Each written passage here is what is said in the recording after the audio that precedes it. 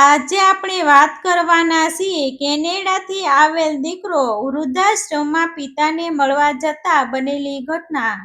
દિવાળીના દિવસો નજીક આવતા આખું શહેર રંગબેરંગી રોશનીમાં નાહી ગયું હતું। દરેક ઘરના આંગણે રંગોળી સજવા લાગી હતી। મીઠાઈઓની સુગંધ હવામાં ભળી ગઈ હતી।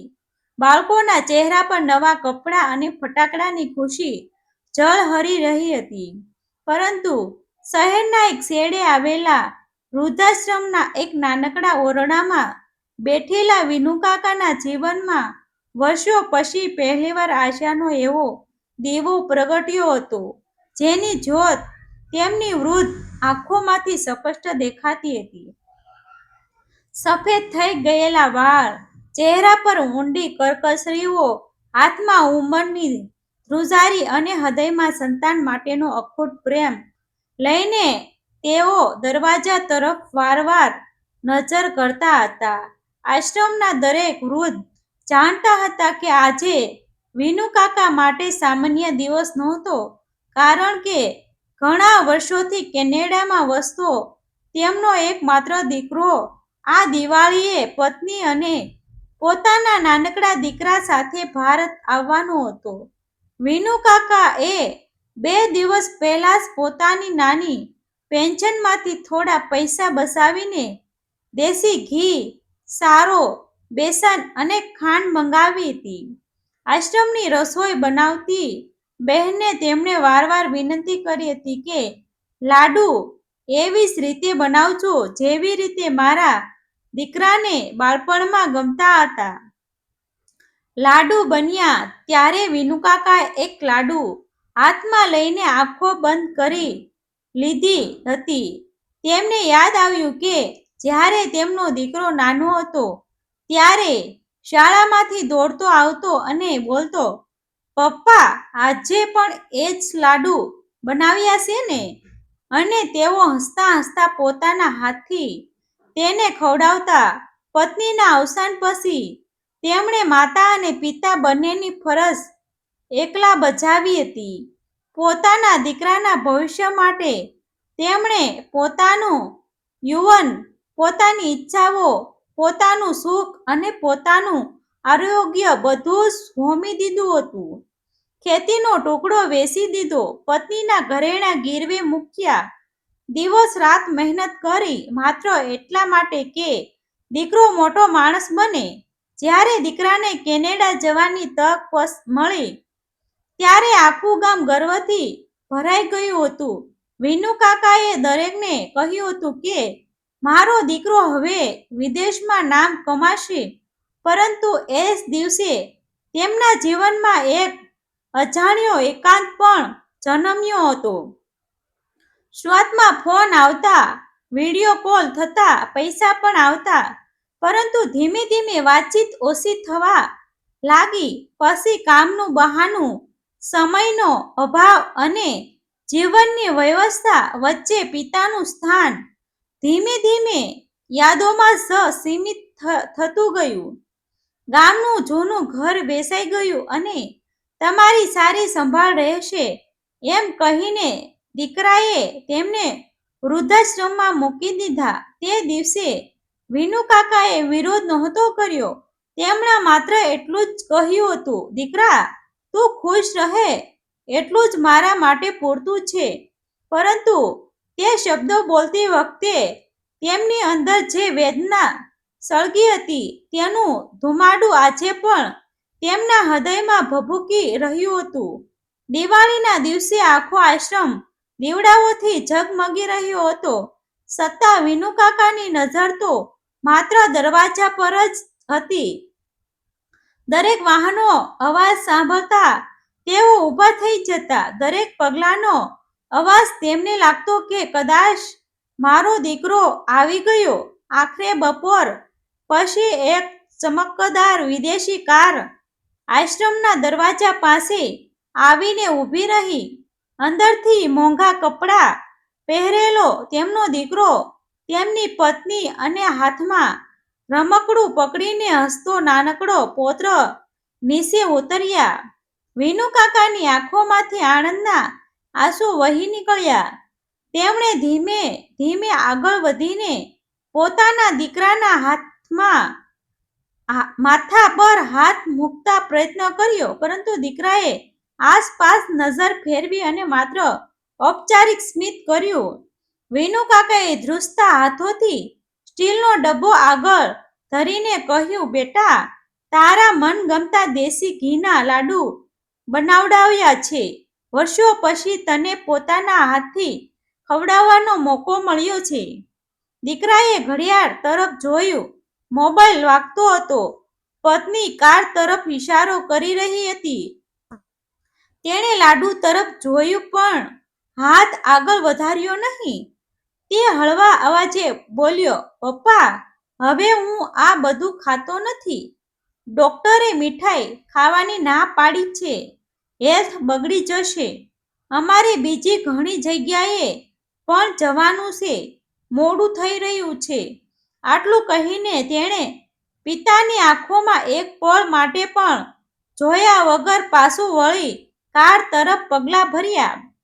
વિનુકાકાના હાથમાં રહેલો લાડુ કંપી રહ્યો હતો.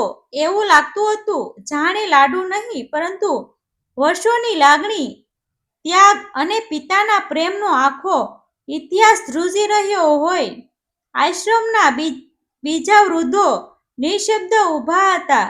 કોઈની હિંમત નહોતી થતી કે આ દ્રશ્ય તરફ સીધી નજર કરી શકે. વિનુકાકાએ પોતાના હોઠ પર બનાવટી સ્મિત લાવવાનો પ્રયત્ન કર્યો, પરંતુ આંખોમાં ભરાયેલા આંસુઓએ તે સ્મિતને પણ ડૂબાડી દીધું. કારનું દરવાજું બંધ થવા જતું હતું. એટલામાં નાનકડા પૌત્રની નજર દાદાના હાથમાં રહેલા લાડુ પર પડી. તે અચાનક દોડતો પાછો ફર્યો. કોઈને કંઈ સમજાય તે પહેલા તે સીધો દાદા પાસે પહોંચ્યો. તેમના હાથમાંથી લાડુ લીધો. એક મોટો કોળિયો ભર્યો અને નિર્દોષ હાસ્ય સાથે બોલ્યો, દાદા, વાહ, કેટલો મીઠો છે. તમે તો બહુ સરસ લાડુ બનાવો છો. તમે અમારી સાથે ઘરે કેમ નથી આવતા? હું દરરોજ તમારી પાસે લાડુ ખાઈશ. આ એક નિર્દોષ પ્રશ્ને જાણે વર્ષોથી દબાયેલું સત્ય આકાશમાં ગાજવીજની જેમ ગૂંજી ઉઠ્યું. વિનુકાકાના ગાલ પર આંસુઓ ધોધમાર વહેવા લાગ્યા. દીકરાના પગ થંભી ગયા. પત્ની પણ નિઃશબ્દ બની ગઈ. આખા આશ્રમમાં એવી શાંતિ છવાઈ ગઈ કે જાણે સમય પણ એક ક્ષણ માટે અટકી ગયો. પૌત્રના નિર્દોષ શબ્દ જાણે આકાશમાંથી પડેલી વીજળીની જેમ દીકરાના હૃદયમાં ખાબક્યા. તેના પગ આગળ વધી રહ્યા હતા, પરંતુ હાથમાં પાછળ ખેંચાઈ રહી હતી. વર્ષો પહેલા પોતાના પિતાના ખંભા પર બેસીને દિવાળીના મેળામાં ફરતો નાનો દીકરો આજે પોતાની આંખો સામે ઊભો હતો, પરંતુ આ વખતે તે પોતાના પિતાના રૂમમાં હતો અને સામે ઊભેલા વિનુકાકા તેના વૃદ્ધ પિતા હતા. અહંકાર, સંપત્તિ, વિદેશનું વૈભવ અને વ્યસ્ત જીવનમાં તમામ પડદા એક પછી એક સરકવા લાગ્યા. પૌત્રો ફરી બોલ્યો, પપ્પા, દાદા આપણા ઘરે કેમ નથી રહેતા? જો દાદા અહીં એકલા રહે છે તો તેમને દુઃખ નથી થતું? આ નિર્દોષ પ્રશ્નોનો જવાબ દીકરાની પાસે નહોતો. તેણે તરત જ ઝુકાવી દીધું. વિનુકાકાએ પોતાના આંસુ લૂછીને વાત હળવી બનાવવાનો પ્રયત્ન કર્યો અને કહ્યું, બેટા, તારા પપ્પા બહુ મોટા માણસ છે. તેમને ઘણું કામ હોય છે. પરંતુ આ શબ્દમાં છુપાયેલા પીડા દીકરાના હૃદયને ચીરી રહી હતી. તે અચાનક પિતાની સામે ઘૂંટણીએ બેસી ગયો. વર્ષો સુધી અંદર દબાયેલો અહંકાર તૂટી પડ્યો અને તે ધ્રુસકે રડવા લાગ્યો. કપતા અવાજે બોલ્યો, પપ્પા, મેં તમને પૈસાથી સુખ આપી શકીશ એવું માન્યું, પરંતુ આજે સમજાયું કે મેં તમારા જીવનમાંથી દીકરો છીનવી લીધો. તને મને ચાલતા શીખવ્યું, પડતો ત્યારે ઊભો કર્યો, મારા માટે ભૂખ્યા રહ્યા, મારા ભવિષ્ય માટે પોતાનું આખું જીવન આપી દીધું, અને હું જ તમને આ ઉંમરે વૃદ્ધાશ્રમમાં મૂકી આવ્યો. મને માફ કરી દો. વિનુકાકાના ચહેરા પર કોઈ ક્રોધ નહોતો, માત્ર વર્ષોથી તપેલી કરુણા હતી. તેમણે ધીમેથી દીકરાના માથા પર હાથ ફેરવ્યો અને કહ્યું, દીકરા, પિતા પોતાના સંતાન સામે ક્યારેય હારે નહીં અને જીતે પણ નહીં. પિતા તો માત્ર સંતાન માટે જીવે છે. હું તારા પર ક્યારેય રિસાયો નહોતો, પરંતુ દરરોજ ભગવાને એટલી જ પ્રાર્થના કરતો હતો કે તને એક દિવસ સંબંધોની ચાસી કિંમત સમજાય. આ શબ્દ સાંભળીને ત્યાં હાજર દરેક વૃદ્ધની આંખો ભીની થઈ ગઈ. દીકરાની પત્ની, જે અત્યાર સુધી બધું દૂરથી જોઈ રહી હતી, તે પણ હવે આગળ આવીને અને વિનુકાકાના પગે પડી ગઈ. તેણે રડતા રડતા કહ્યું, પપ્પા, મારી પણ ભૂલ હતી. મેં ક્યારેય વિચાર્યું જ નહીં કે સંતાન પોતાના માતા પિતાને માત્ર સુવિધા નહીં, પરંતુ સાથ પણ આપે છે. જો શક્ય હોય તો અમને માફ કરી દો. વિનુકાકાએ તેણે પણ આશીર્વાદ આપ્યા. એ દરમિયાન પોતરે દાદાની હાથ પકડી લીધો અને ખુશીથી બોલ્યો, હવે તો તમે અમારી સાથે જ આવશો ને? હું દરરોજ તમારી પાસે વાર્તા સાંભળીને જ સૂઈશ. આ નિર્દોષ પ્રેમ સામે આખું વાતાવરણ ભીનું લાગણીઓથી છલકાઈ ગયું હતું. દીકરાએ એ ક્ષણે નક્કી કરી લીધું કે હવે એક પણ ક્ષણ પિતાને વૃદ્ધાશ્રમમાં નહીં રહેવા દે. તેણે આશ્રમના સંચાલક પાસે જઈને તમામ જરૂરી કાર્યવાહી પૂર્ણ કરી અને વિનુકાકાનો નાનો સામાન પોતાની કારમાં મૂક્યો. આશ્રમમાંથી બહાર નીકળતા પહેલા વિનુકાકા મંદિર પાસે ઊભા રહ્યા. તેમણે ભગવાન સમક્ષ હાથ જોડ્યા અને આંખો મીચીને માત્ર એટલું જ કહ્યું, હે પ્રભુ, આજે મારી દિવાળી સાચા અર્થમાં ઉજળી થઈ. તેમના ચહેરા પર વર્ષો પછી સંતોષનું તેજ દેખાયું હતું. ઘરે પહોંચ્યા પછી સૌ પ્રથમ વિનુકાકાએ ઘરના મંદિરનો દીવો પ્રગટાવ્યો. દીકરો તેમની બાજુમાં ઊભો રહ્યો. તેણે પોતાના પિતાના ચરણ સ્પર્શ કરીને પ્રતિજ્ઞા લીધી કે જીવનમાં ભલે કેટલુંય ધન કમાય, કેટલુંય મોટું સ્થાન મેળવે, પરંતુ પોતાના માતા પિતાને ક્યારેય એકલા નહીં છોડે. ત્યાર પછી દર વર્ષની દિવાળી ઘરમાં સૌ પ્રથમ વિનુકાકાના હાથમાં લાડુથી શરૂ થવા લાગી. તે લાડુમાં દેશી ઘીનો સ્વાદ હતો, પરંતુ તેનાથી પણ વધુ મીઠાશ હતી.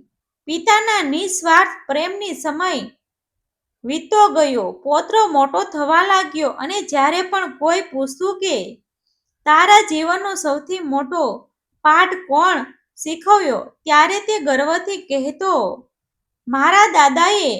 તેમણે શીખવ્યું કે દુનિયામાં સૌથી મોટું મંદિર માતા પિતાનું હૃદય છે અને સૌથી મોટી પૂજા તેમની સેવા છે.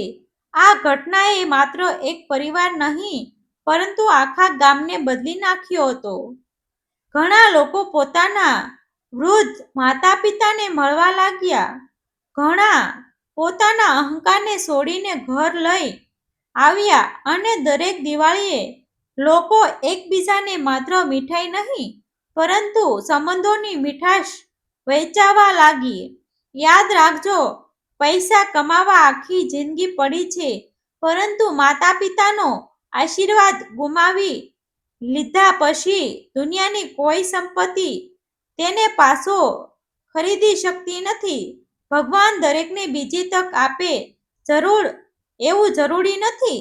તેથી જ્યાં સુધી માતા પિતા જીવિત હોય ત્યાં સુધી તેમને પ્રેમ આપો, સમય આપો અને સન્માન આપો.